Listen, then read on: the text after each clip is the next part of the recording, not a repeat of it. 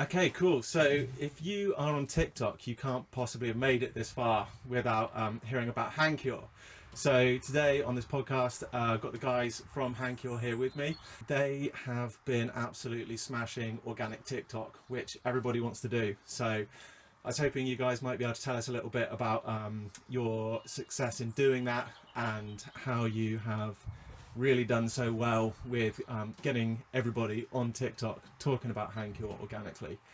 I think it was yesterday, Stacked Marketer sent an email out and it was saying going viral on TikTok today is like trying to lasso a galloping unicorn. And in some respects, you guys have lassoed the unicorn. So I think people are going to want to hear about that. So we've got Chris and Ed. And before we kind of get too much further, tell us, what is Hangcure and how did you start doing it? Okay, well, thank you for having us on. How do we start Hangcure? Do you want to start with what the product is, and then we can discuss how it all started? Yeah, so Hangcure is a liver detox. That's kind of what we're sort of allowed to say about it. Lots of our customers do say that it helps them feel better after a night out on the drink, but that's obviously nothing that we don't make those type of claims. No, no claims made. Yeah. We have a lot of customers that take this product because they find that it helps them rebound the next day after a big night out, really. Okay, so we know a little bit about what Hangcure is, but how did this come about? How did you come up with the concept and start turning this into a product? Okay, you started bringing a main ingredient of Hangcure out with us when we were going out and enjoying a few days, a few nights out. This ingredient, which is one of the main ingredients in Hangcure, we would take when we were out drinking, whatever we were doing. And I can remember waking up the next day, Chris was like, "Oh, you need to try it. You need to take this product." I was a bit skeptical. Yeah. I mean, I was when I first took this product out of a white tub, pot even, and yeah, go on. yeah. Couldn't have Hangcure on without having. No, absolutely. One yourself, lad. And it was in a white tub, and anyway, took this supplement. Cheers, boys. Cheers, thanks for coming on. Cheers. And I can remember the next day waking up thinking, "Wow, how do I feel normal and energized, and not the normal way I do?" And I can remember the next day saying to Chris, this product that we've just taken comes in a white pot with a white label, and it doesn't really reflect what we've just experienced through taking that night and the next day. So we decided to kind of add to that product, add ingredients, and also add a bit of sexiness to it to bring it to market. It's a powerful antioxidant that's found inside Hangcure Rebound. I've been taking that on sort of nights out with me for about 5 years or so, and slowly started sharing it around with the friend group. Everyone starts to feel a little bit more confident each time. One person would go for it and then say, "Oh, I feel so good with that," and then the next person would take it after somebody else had already done it, because as Ed was saying, it's a little bit dodgy with the white packaging on a night out, taking a pill. Yeah. And then slowly started. We had one of our friends as well just wouldn't take it for ages, would he? No. Just like It's so scared. even like, "Oh, mate, take it. You will feel better in the morning, I swear." And he's just sort of like almost pretending to take it. And I called him once. I was like, "What are you doing?" Like, anyway, I digress. But so started doing that over the years, and then it was probably about 2 years ago that Ed said, "Well, why don't we actually sell something that's sort of marketed for making people feel better after a big night? Making them feel more refreshed, energized the next day." And I said, "Yeah, no, I'm down to do that." The hardest part is always starting, isn't it? Yeah. With something like this, and it was a lot of like, well, I think for probably about a year, it was, "Oh yeah, we should do that, but none of us really acted on it or pulling the trigger or did anything about it. And then I think it just, one day we were just hungry for it. We were hungry to start a new business. Now I'd started other businesses in the past, one of them selling socks and ties and cufflinks, and that was getting a little bit dry for me. I wanted something a bit more exciting. I've worked in the supplement sort of industry before, so I kind of knew sort of had an idea of what goes along with starting a product in that space. And then, yeah, we just slowly started putting a plan in place and getting it off the ground, really. So you said you kind of wanted to make it a little bit more sexy than appearing in a white tub. Yeah. And I think this looks great. Yeah. So how did you come up with the packaging concept? My background is in corporate. I still work in corporate, but the division I work in is within the labels and packaging world. And so I was just basically seeing lots of various different brands, different companies, and seeing which ones were absolutely booming and taking off purely on the basis of moving a product from maybe having a white tub with a label on to putting it in a bit more of an attractive, flexible packaging.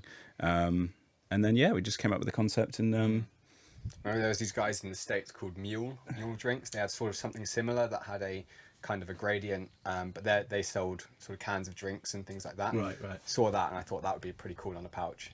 Yeah, because I mean, a lot of the brands that we work with, I try and sort of reinforce to startups, your packaging has to look cool. It's hard to sort of quantify it because you think people make rational purchasing decisions and that they're not going to be swayed by cool packaging, but that's not how it works. Like even in a kind of D2C environment where people aren't browsing on shelf, it still has to look cool. Yeah. And I think you guys have kind of done that quite nicely with this. It does kind of look the part. One of the other real benefits of it is they're actually quite inexpensive to make as well. Yeah.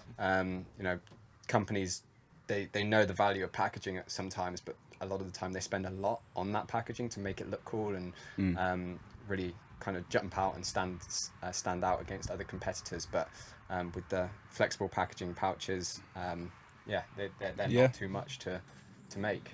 Yeah, I mean, the other thing with flexible packaging versus tubs is, one, by mass, it's a lot less plastic, which people obviously like.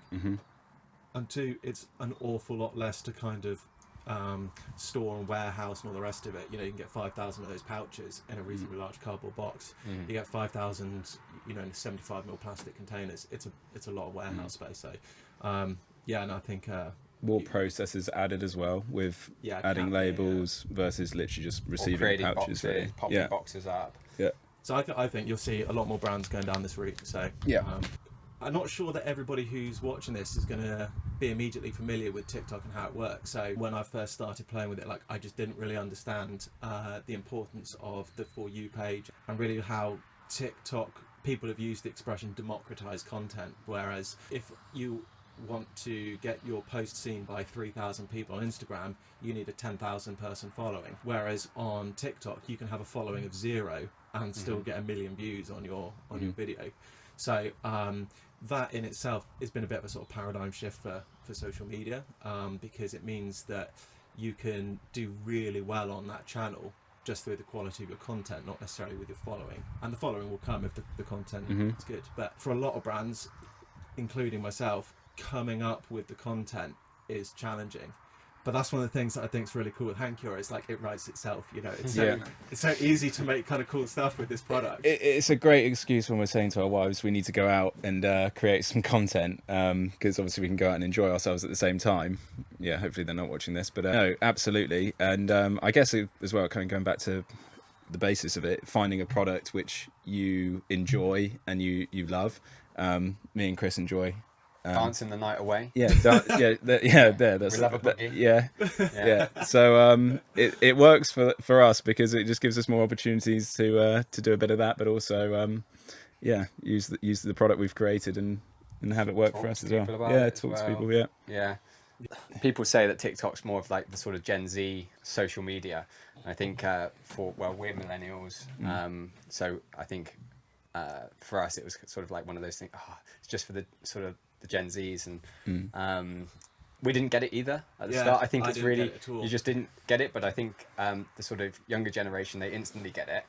And it was one of those things that we could see that the potential. We hear about other brands that have not paid any advertisement and got viral videos go viral and end up doing well from it. So it was a bit like, how do we get our head around it? But I knew that we need to get our head around it, because Facebook and Instagram, they're just too hard to compete with these nowadays days. It was so much different. I mean, everybody sort of says like 2015 was sort of the golden era with Facebook ads and things like that. The return on ad spends were really high, but you still have to pay for that. You know, you couldn't really. There was obviously a super golden era with Instagram, sort of like the Gymshark story, when you know you could send a free T-shirt out to influencers and or YouTubers and they'd post about it before sort of realizing kind of what that worth is. Yeah. Well, I did that, didn't I? You started a gymwear company, and I was literally sending, just samples out to quite big influencers at the time, and they would just post just for a free T-shirt. Whereas now, some of those influencers would want you to pay, thousands of pounds just to post. This is one of the points I was going to say to you. It's like, tell me like the difference that you see between working with influencers on TikTok versus other channels, because one of the things that I've noticed is you hit someone up on Instagram and they're like, yeah, mate, $5 grand for a post. Or just speak to my manager. Yeah. But it doesn't really work like that. Like a single post just doesn't cut it. You know, you need presence that comes. You can't quantify that either. No, exactly. There are ways, but you'll never make that kind of return on ad spend, really. Yeah.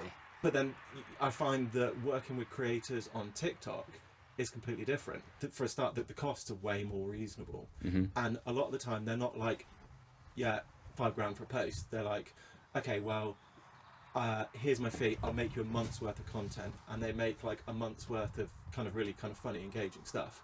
I don't know why there's this paradigm shift between these two different channels, but I don't know if you experience the same thing. Well, first of all, as a business, that kind of TikTok is quite hard to get your head around, is what we were just saying about that sort of conversation. But yeah, once you have got the TikTok shop going, there are different sort of ways that you can work with creators. The first one's the affiliate program that they offer, which actually incentivizes the creator sort of a commission. So if we offer 20% to our affiliates, which we think is quite generous because lots of other companies don't offer quite that high, you're able to then reach out to affiliates, ask them if they want to do a collaboration with you. And how we work is, you know, we don't tend to pay per post. We offer the affiliate program, which is they get the high commission rate, but that also means they need to work hard for it. So we only want to really work with hungry people who are, excited about the product, but they also believe in themselves as well. They know that, if they post about us, then it could do really well. Yeah. So it's kind of about finding those right people, working with them, and kind of nurturing that relationship. When you find someone that is producing the kind of content that resonates customer base and is driving sales through TikTok shop, and they're earning a commission on it, so it's a direct win-win for everyone. Yeah, and then there's the other side as well, which TikTok have, which is they have sort of like a creator marketplace. Sorry, just before you move on to the creator marketplace, the other thing that I want to add for other people who are unfamiliar with the TikTok affiliate system is that once you see how that works, it's like if you were designing a social media platform that was designed to pair creators with brands, TikTok have executed that really well. You know, when you compare that to other social media channels, it's like if you were to imagine how you think something should work and it would make sense, TikTok have done that. They've done it, yeah. Yeah, whereas all the others are just way behind in that context. So it's super smooth, super easy for you as a brand to get your products on TikTok shop and get connected with affiliates who are going to work well with you. Let's just hope it stays that way. I mean, every other sort of social media giant was cool at the start, and then it kind of went downhill. So, but that's because they got bought by Facebook. So true. Like, I think I don't think TikTok's going to get bought by Facebook. No, I don't. No. But I do think that those other channels, I think other channels will likely have to start looking at how TikTok operates in that sense, and probably trying to catch up. 100%. Oh yeah, Instagram sort of steal whatever. I think steal other companies' ideas all the time. Oh, 100%. Yeah, like, that's their business model. Yeah, the Reels came from TikTok. The stories came from Snapchat. Yeah.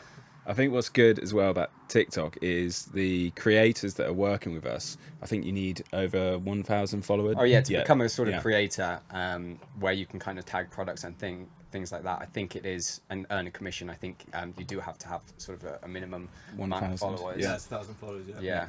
But someone who's got 1,000 followers, if they, for example, work with ourselves and create a video, could go viral. Yeah. If that video goes viral, they could make themselves thousands of pounds. Yeah, we've had Just- a creator that works. She's done great with us, and she had, from off the top of my head, sort of, It's I think most- she had about yeah. 35,000 followers, which is obviously not massive by any means. Yeah. One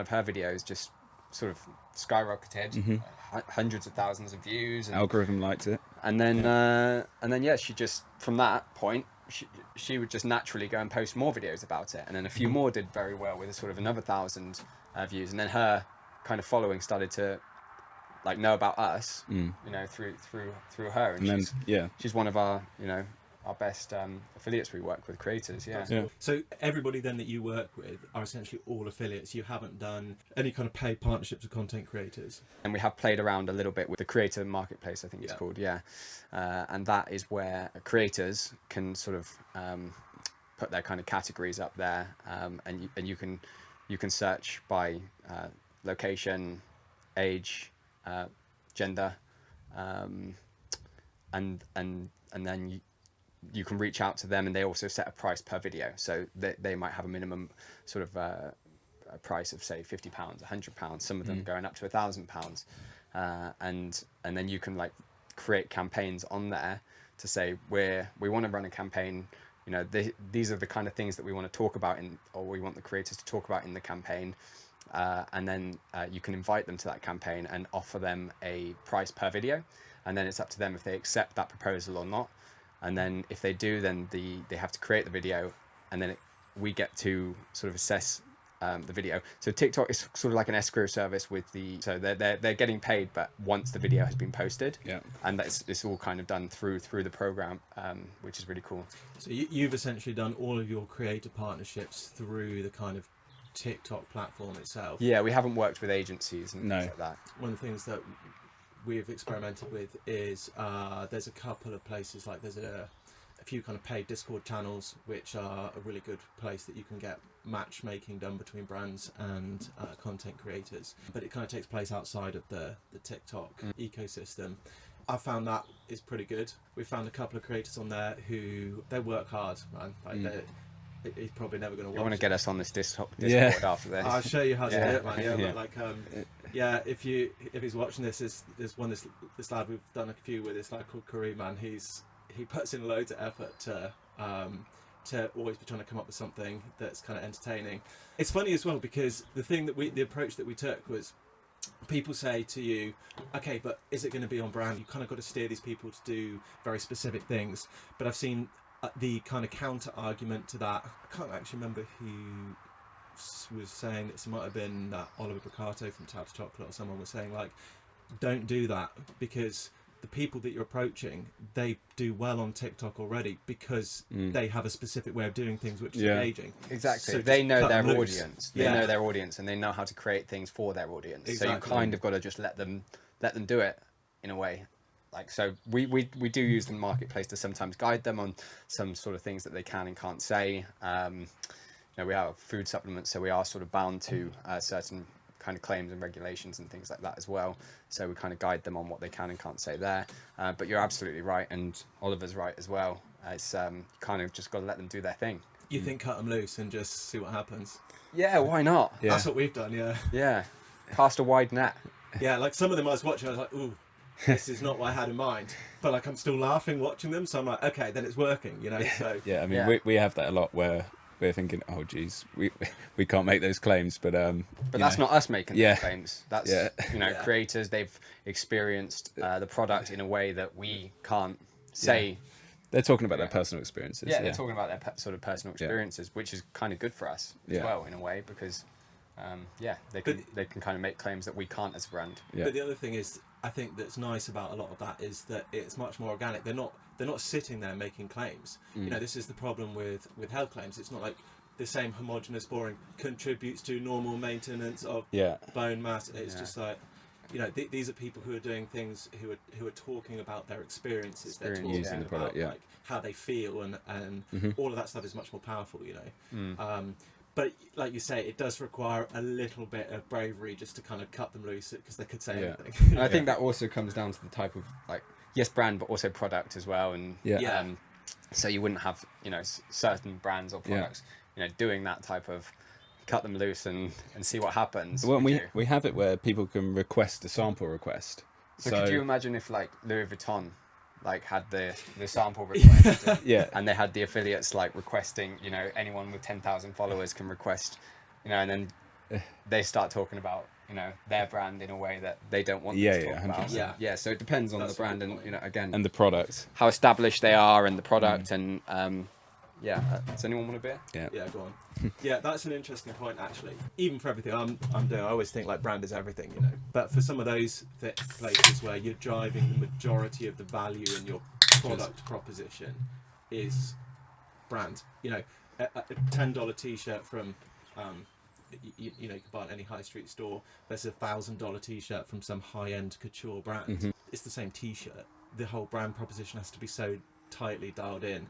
Does that work on TikTok if you let creators loose with it? I don't know. No, probably not for that market. But I think the sample request is quite. If you believe in your product as well, with the sample request, they can request a sample, but there's no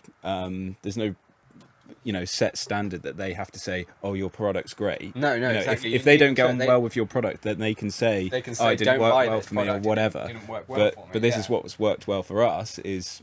We have had a few people Yeah. as well that have sort of said that, you know, that they've had trouble kind of getting the benefits from the product, and then we've reached out to them and sort of said, oh, well, how did you take it? Yeah. And, you know, did you drink enough water as well with them? Because they work well with good amount of water as well. So you Yeah, can, I mean, so I you can think hydrate. hydration. Yeah, that's it. We'll, Plug. yeah, we'll come on to the free plug for sure. Another thing that I wanted to ask you guys, when you approach TikTok, so like when I approached TikTok, I was like, okay, I didn't know anything about this. So I started kind of learning. I tried to find people who are successful in this space. I looked up people who had done really well in all the organic space already, kind of studying what people like Jimmy Farley had done, all these kind of guys. And I'm still no good at it. But like, I feel you guys just came in and just did it. Is that fair? We did have a couple of videos that kind of just took off. I mean, we Took we a while, didn't it, Yeah, though? we Yeah. started on TikTok, I think, like end of last year, but we weren't doing what people say you should do, which is like people always say with TikTok is like post every single day, you Yeah. know, and like one of those videos is gonna go viral or get picked up by the algorithm. We just weren't doing that last year, so we were just But I don't think that's true anyway. and our content was, you know, not that great, and so over time we kind of got a little bit better. We joke around because like it's just me and Ed who have the business, and we call him the CMO because he does a lot of our TikTok videos and stuff. Cool. Yeah, well, It started with the because I basically rein you in spending too much. yeah CFO. Yeah. But essentially, then I think you kind of just glossed over that. But for people watching this, the key to what you just said is that the content had to be better. Yeah, the Well- content had to be better, but also more frequent. Yeah. So then we started just kind of posting content whenever we kind of could get it. Yeah. Because we're also quite busy. We both have full-time jobs Yeah. as well. This is something that we kind of run on the side.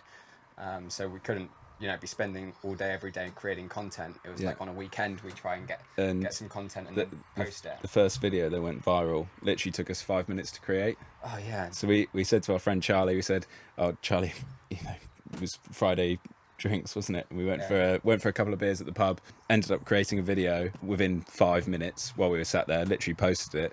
The next day, we just started seeing the views just keep ramping and ramping and ramping. And I think that video got to like 1.1 million. Yeah. And that video took us 5 minutes. There's no super duper production awesome. or anything just like that. taking on our phones, yeah, like literally, yeah. 5 minutes to make, and then we started just taking advantage of that, and Yeah.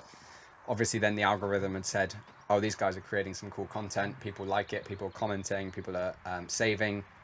Yeah, it was an excuse to go out again that following weekend and get some more content out in Bath, wasn't it? When we It's kind of self-perpetuating because you go out to celebrate, you film more content, and that does Yeah. well, so you go out to celebrate. it's so. the perfect business yeah, for us. yeah, having fun. Joking aside, like it's easy for you guys to shoot the content, like, and some of those things felt really organic.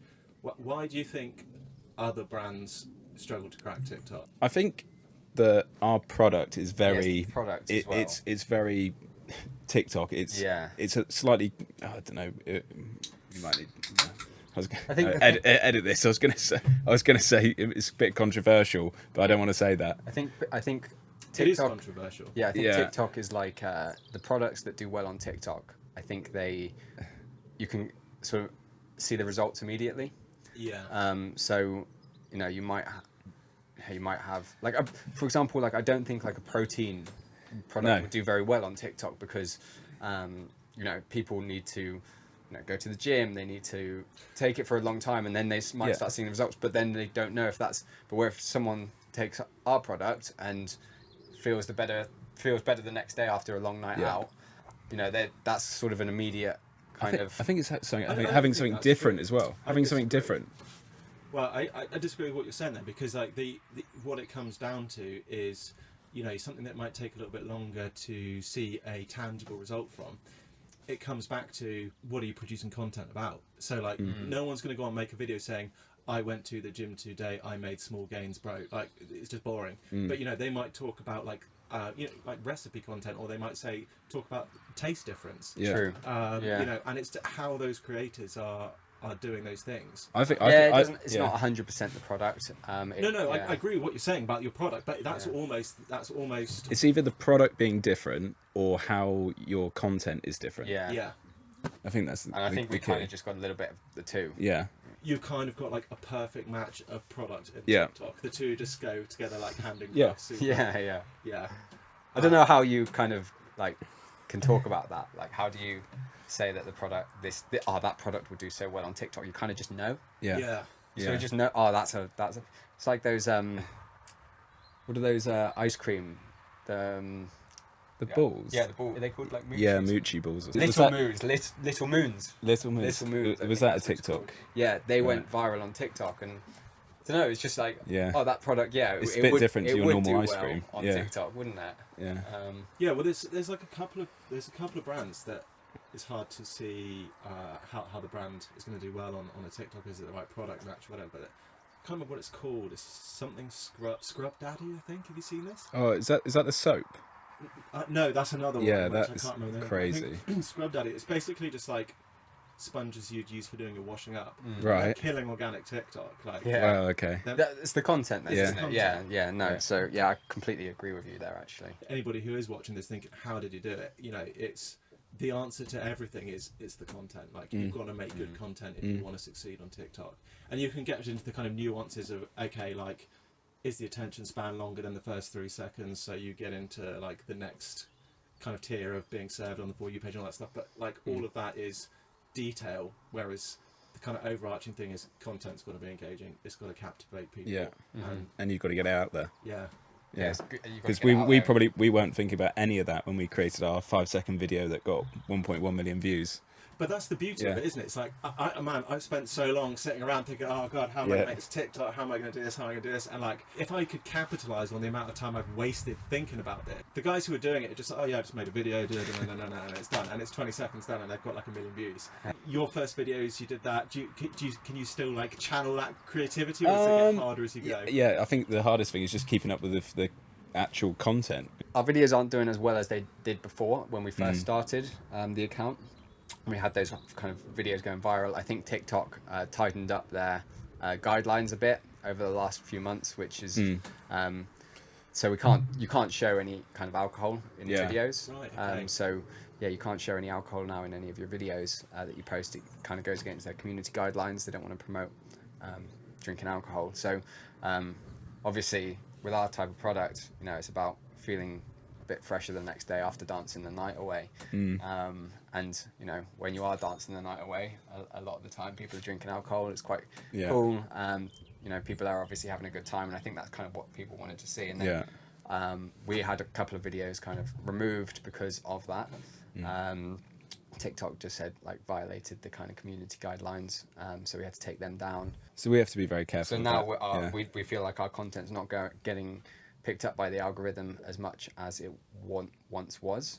So we have moved into more kind of paid ads as well now. Yeah, as well. And that's another thing we do as well. So at the start we didn't, but now we have an account manager at TikTok, etc. We also have a ad account manager who we work with in terms of promoting our various different ads. Push your videos further as well. It's one Is he thing sponsored? I would say Yeah. actually about TikTok that's like been very useful, how they want to help small businesses Yeah. and things like that. So Facebook are awful at it. You can't contact anybody. Amazon. Amazon's super difficult as well. You just get sent to a country outside the UK to kind of answer your questions, and you know they just copy and paste emails, aren't they? They're just I can remember. awful. Yeah, we had an issue, and it was probably 40 different messages before we even got a proper. Yeah, it's awful. And then TikTok, I think they even have like a chat now function on their TikTok shop where you can chat to an advisor. Yeah. If you have an issue, which is just amazing. Like Facebook don't have that, Amazon don't have that. And then, you know, if they can't answer it, so submit a ticket to get answered. But then, you know, we got phone calls from when we did start to sell a lot more product. We got phone calls and they sort of said, oh, well, we're running this kind of starter program to kind of teach you how to do paid ads as well on TikTok. Yeah, so answered the phone and sort of said, yeah, definitely keen for that. It's a 60-day program.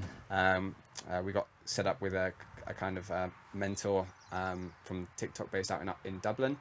And she's been Amazing. so useful. Yeah, amazing. Just kind of teaching us how to do all the kind of paid stuff on there as well. And then when we did start to hit, you know, some good volume as well, then we had another call from somebody from TikTok and kind of just said, you know, like, have you done TikTok have like these sort of graduation things? And if you like sell a certain amount of product and you keep, you know, a good review rate and seller feedback and things like that, then they can submit you to kind of graduate from their kind of TikTok shop program, which then they can put you forward to another account manager. And then we've got a TikTok shop account manager based in the UK. So yeah, no, they've been really helpful actually compared to the other kind of social media giants. I think people probably, if they're new to TikTok, are entirely unaware of this. I certainly was.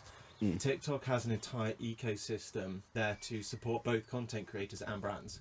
So exactly like you're talking about, the kind of educational material that they have is there telling you, this is how you're going to sell more stuff. This is how you're going to create better content. We'll help you do that. Here's someone you can speak to. Here's some videos you can watch. And it's all like native within the app. It's all within the Seller Central. It's really accessible. But sometimes that's too overwhelming. When you first start, you're like, whoa, you know, and you Managing your way around it. Yeah, managing your way around it. Oh, what do I learn first? What the video? And if you're like us as well, a lot of the time we don't have, like, we're pretty bad with our patience as well. Yeah, patience and time. Yeah. But this is another thing actually as well. We did not actually launch Hangcure thinking, oh, we're going to launch this product on TikTok. No. It just kind of naturally. Yeah, we we're didn't. like, oh, yeah, so we saw, you know, TikTok Shop and people started selling on TikTok Shop. And but then thought, I oh, also, let's create that. also knew like that TikTok's kind of that like once in a decade opportunity as well. Yeah. You know, you had it before with Facebook, Instagram. We were talking about Gymshark earlier. That was that same kind of opportunity, and now I really feel that time is now for TikTok, or you know, maybe 2 years ago was the time to start it. Yeah. It was the Wild West then. You know, I wish we were there 2 years ago. Yeah. That's the best time to play. Yeah.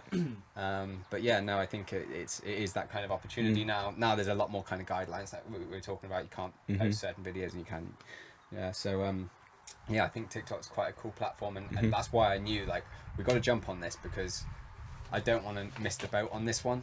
You know, like Facebook and Instagram and YouTube and all of that stuff before, with influencers and stuff.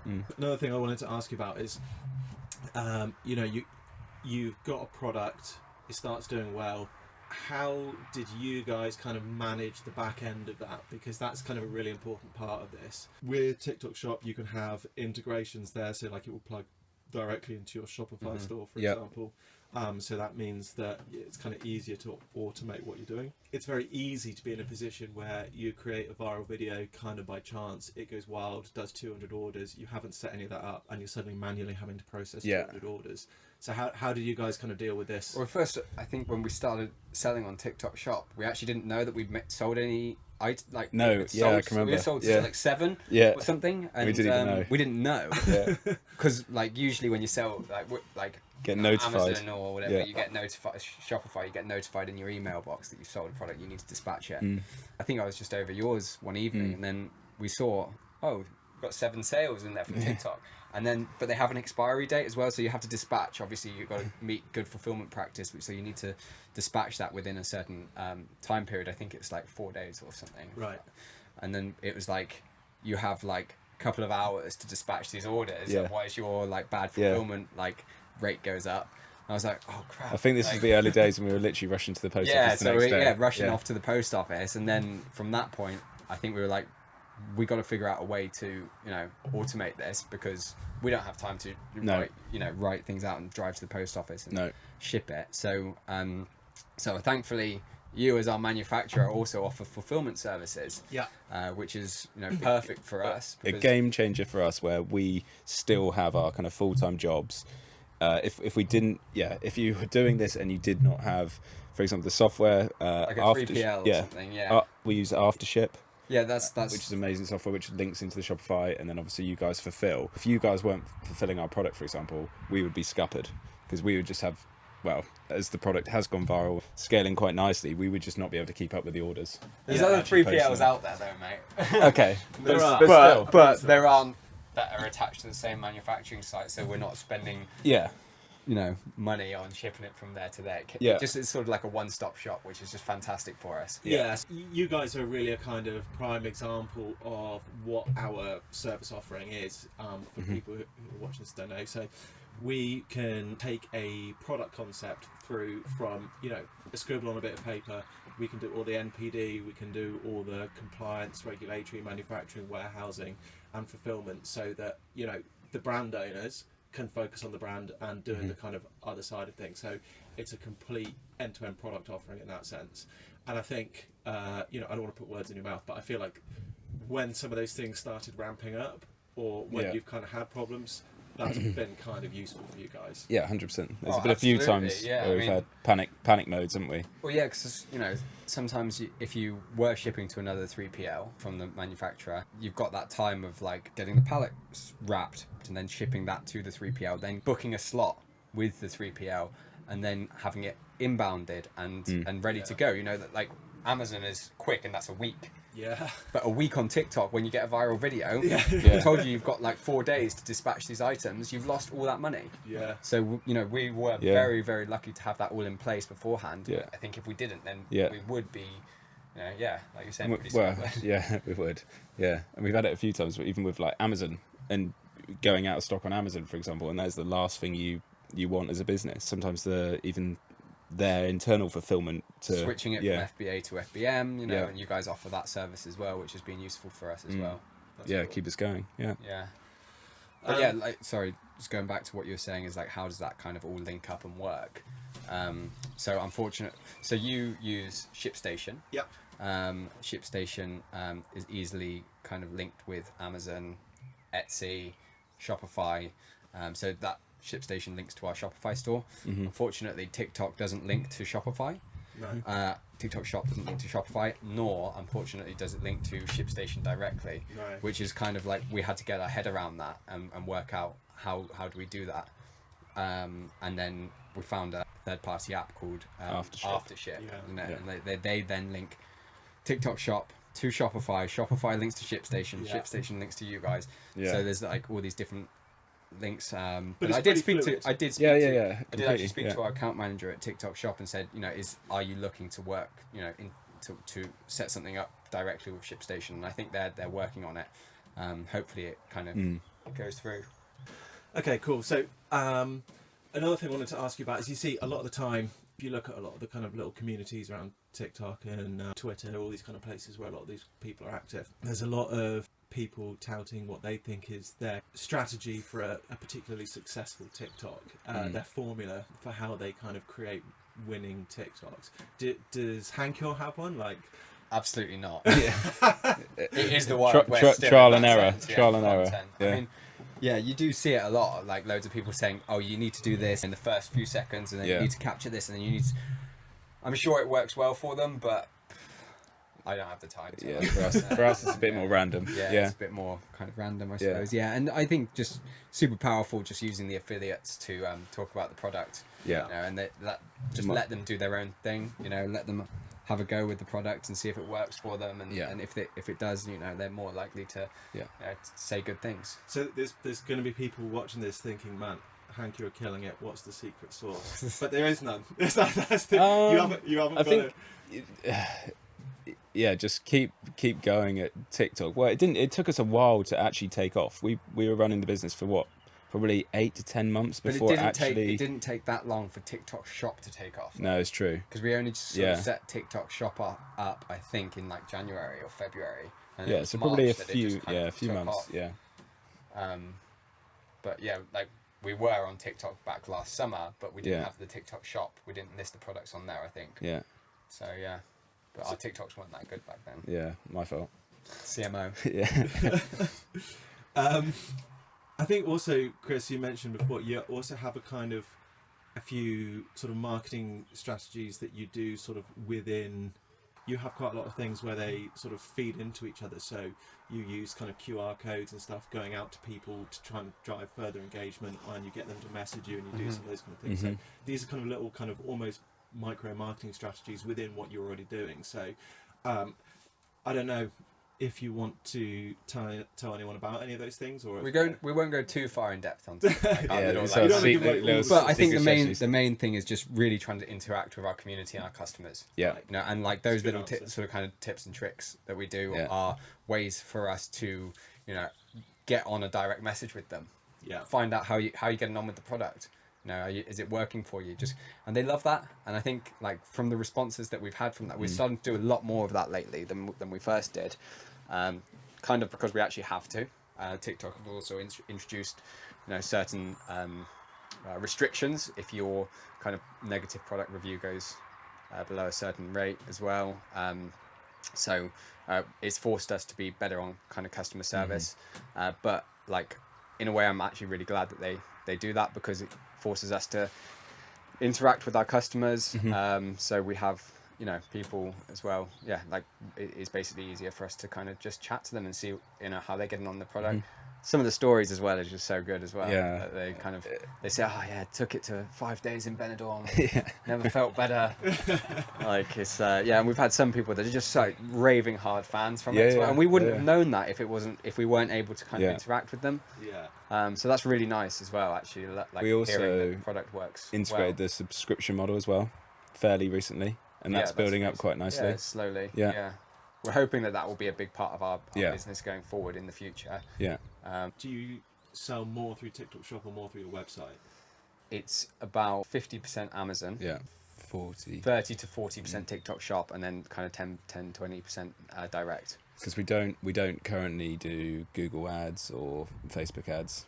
No. So Do you think though that part of that is because people see the product on TikTok, they think it's cool, it might be being shared by someone, or it may not be immediately being recommended in the video in a way that they can just click through, and then the search engine where you go with purchasing intent is Amazon. Yeah, 100%. No, definitely. And also if you want it on Prime and you want it the next day. Yeah. So essentially then you know, don't, for people watching this also, don't rule out the strategy of you know, if you feel like you don't know how to get set up on TikTok Shop, or you don't have the facility to do that for whatever reason, still using TikTok as a platform to drive traffic that just happens by itself to Amazon is... Also, some people are on TikTok, but they don't feel comfortable using the TikTok Shop as a marketplace. Sure. So they go to where, you know, they trust Amazon. Yeah, I'd say perhaps as a new participant on TikTok, the trust signals are probably stronger with something like Amazon, particularly if you already are a Prime customer. You know, Yeah, but that said, TikTok are doing some really cool things now. Where like I mean, if you even are a user on the marketplace of TikTok Shop, it's just so seamless. It's fluid. It's like I think it's like 2 clicks or something, and you can purchase a product. It's insane. Yeah. The other thing that's really cool is if you click on someone's showcase and it shows the products, it also, as part of that, highlights video snippets of other creators that's quite talking cool. about it. Yeah. That's powerful stuff. It's cool. Yeah. It's definitely an interesting platform. So I think really, if I was to sort of try and distill some of what you've said, it comes down to, you don't really have a kind of winning formula for TikTok, but it comes back to that thing of content is king, and making engaging content. You're doing it yourselves, but you're doing it partnering with other content creators. that there is no kind of secret sauce. You're just doing some of the kind of core concepts really well, and that whole thing around customer engagement and communication with those customers, talking to them, finding out how they're using the product. It's just executing that stuff well. But in many ways that's great because that's super accessible for people. You know, there isn't a convoluted way of doing well on TikTok. It's doing the core things really well. Yeah. The other thing as well with TikTok, which is really cool, is that you don't actually have to spend a lot of money on like high production content. Yeah. As well, like you can just pick up your phone and just start chatting. 100%. Yeah. And like it's all in the app. You Yeah. don't have to use a different like kind of video editing software to create everything. Like, it's all pretty. It's a bit more raw, isn't it? Yeah. And that's kind of like and people quite like that. I mean, we like it. Yeah. Like to you know, it's rather than kind of Yeah. creating a really cool photo and going on Lightroom and editing it and then posting that one on Instagram, hoping it does well. It is pretty cool, like actually how powerful the editing facilities are just within TikTok. Oh yeah, it's insane. I was surprised. Yeah. But it's also super simple. Yeah. Okay, cool. So what's next for Hangcure? All right. Here we go. This is the product that we're bringing out next. Yeah. It's Hangcure Rehydrate. People going on a night out, spending a lot of time on that dance floor, probably getting quite dehydrated. It works really well alongside the Rebound. So Rebound helps with sort of, as we said earlier, the kind of liver detoxification stuff. Rehydrate helps with that dehydration aspect as well, of like, you know, maybe not drinking enough water throughout your night out. This one tastes, the flavors lemon and lime. Tastes absolutely unreal. Obviously it's an electrolyte formula, which means it has to have like a certain level of kind of sodium and other minerals in, and sugars. But I think we've made that balance really, really tasty. It's not too salty, it's not too sweet, but also there are added ingredients in there that kind of help give you that energy for the next day as well. It's not just minerals and sugars. It tastes great. Yeah. It's good, that. Yeah, I mean, you try like sort of what Gatorade, Powerade, some other like products similar to that, and they're just so like sweet, or they've got like artificial sweeteners in, and they just kind of taste a bit, I don't know. Yeah, I can remember full of even like sucralose and sulfame K and things, and how salty some of them were as well when we were doing the product test, and that some of the ones we were trying were just so salty or way too sweet as well because they got too much dextrose in. But yeah, we were thinking if you're coming in from a night out and then having some really salty liquid, just and like might not have the best result. No, again, you say might be biased, but we also just really love working with your MPD team.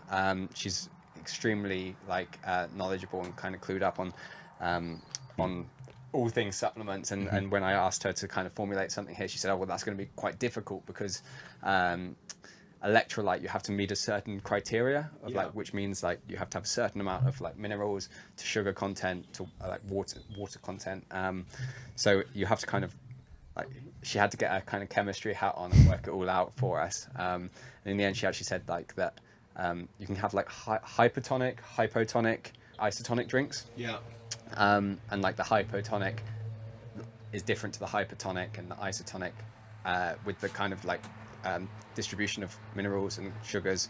She actually sort of found the research for us that suggested that hypotonic actually helps with dehydration, like the most, like sort of the quickest, the most rapid. So that's why we made ours like the hypotonic formula. Yeah, she does work shit, but yeah, Kathy's awesome. Her kind of knowledge and skills in that kind of product development space, I think, is pretty cool. So I think I hope the product does well. I think Hangcure is, I mean, I don't really drink that much anymore, but like if I have a few beers or a couple of glasses of wine, you know, I know you guys can't make the claims, but it works for me, you know. And I was really pumped when you actually came and said that you wanted to do the Rehydrate product, because with one of our own brands, we're producing a hydration product, and this is kind of one of the perks of the job, is like I was getting it before it's being released, obviously, so I have like a batch of it, and if I had been out for a beer before I was going to bed, I was having that, and it does make a big difference. So when you said, okay, we want to do something similar under Hangcure, I was like, yes, this is going to be great. They go hand in hand. Yeah, absolutely, it is. Yeah, Rebound and Rehydrate, it's like Hangcure and TikTok. If you, like I say, we work with quite a lot of startups in the supplement space. If you could give somebody, there's going to be someone watching this who's thinking, okay, I've got an idea for a product, I want to make it. You guys have been a kind of a success story as a supplement startup, which can be difficult. What would a piece of advice would you give those people watching this? I mean, I would say, yeah, create one product. Don't instantly start thinking about, I want to create like 10, 20 products. I want to create this big brand. And, you know, Because find a product we that did does that at something, the start. find a product that does something different, offers something Yeah. unique, something that, you know, there can be competition out there, which is fine. I think competition is great. Healthy competition is great as well. It shows there's a market for the product. But obviously you don't want to create something that's, I wouldn't just oversaturated. Yeah, like I wouldn't create something, you know, this sort of a similar product to like my protein, like a protein powder or something that, you know, same price point, same Me Too product. Like it's quite difficult. So you kind of have to create something a little bit different.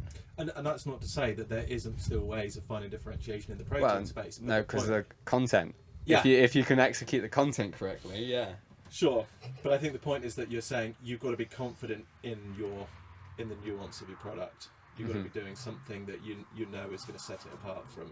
Yeah. Yeah. No, but yeah, it's not to say like that protein is 100% saturated. You can definitely create some cool things in that space as well.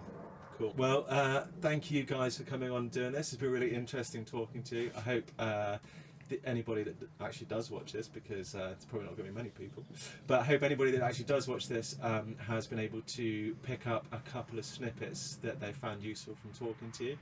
And rather than doing this in some fancy podcast studio, part of the problem is I don't have a fancy podcast studio. So we've just done it in my garden. It's been nice to have you guys over. We'll go and have a couple of beers. We'll get the pizza oven going, and then will be a fun evening. We'll Sounds test, good. We'll test some Hangcure, test some Yeah, rebound, yeah, absolutely. rehydrate. Sorry. Oh yeah. But the first. Am I going to be the first person to In the get official pouches? packs, yeah. Yeah. The official, because they got pouched up. Chuck it over here. Yesterday, Don't wanna literally hit the mic. yesterday. They got pouched up yesterday, so hopefully we'll bring that to market in the next couple of weeks. But yeah, Yeah. Awesome. excited for it. Cool. Thank you for having us on. If anybody's watching this got any questions for Hangcure, drop them in the comments below. I'm sure I can get the guys to answer them. We'll also put a link to their website. Go follow them on TikTok. Check out their content. If At nothing else- Hang.Cure. Hang.Cure. Yeah. Okay, I'll link to that, because again, if you're thinking how are you going to crack organic TikTok, you should watch some of what they're doing. You can probably learn something from it. These guys, I'm sure, will answer your questions if you ping them a message through Hangcure DMs, TikTok. Yeah. DMs. Or drop a message in the comments. If you guys know of another brand that you'd like to see me have a conversation with, ask them how they've done it, something that has been contributory to their success of a brand, drop them in the comments below, and we'll see if we can get in touch. But otherwise, thanks for watching.